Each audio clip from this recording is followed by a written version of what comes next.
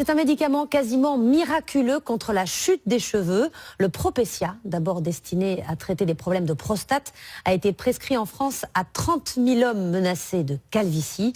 Mais aujourd'hui, l'Agence nationale de sécurité du médicament s'inquiète de ses effets secondaires et notamment du risque élevé de dépression.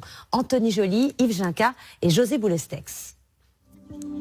Le Propecia est-il un médicament dangereux ? 30 000 jeunes hommes français en prennent pour lutter contre la perte de cheveux. Jusqu'alors, les seuls risques connus étaient de possibles troubles sexuels. Mais depuis 5 ans, plusieurs dizaines de patients se plaignent d'autres effets secondaires plus lourds, comme des phases de dépression. Aujourd'hui, l'Agence nationale du médicament tire la sonnette d'alarme et vient de rajouter ce paragraphe sur la notice du Propecia. Des changements de l'humeur, comme une humeur dépressive, une dépression et moins fréquemment des pensées suicidaires ont été rapportés chez les patients traités par Propecia.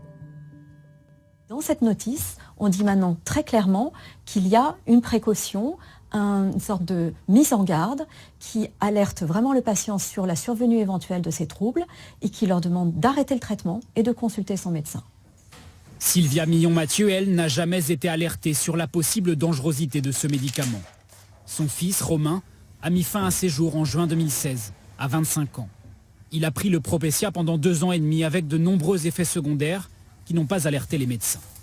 Il n'avait plus de force, sa mémoire était une véritable passoire.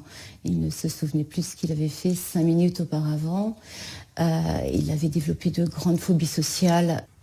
Désormais à la tête d'une association d'aide aux victimes de ce médicament, elle envisage une procédure judiciaire contre le laboratoire qui commercialise le Propecia. Selon l'association, d'autres suicides pourraient être liés à ce médicament.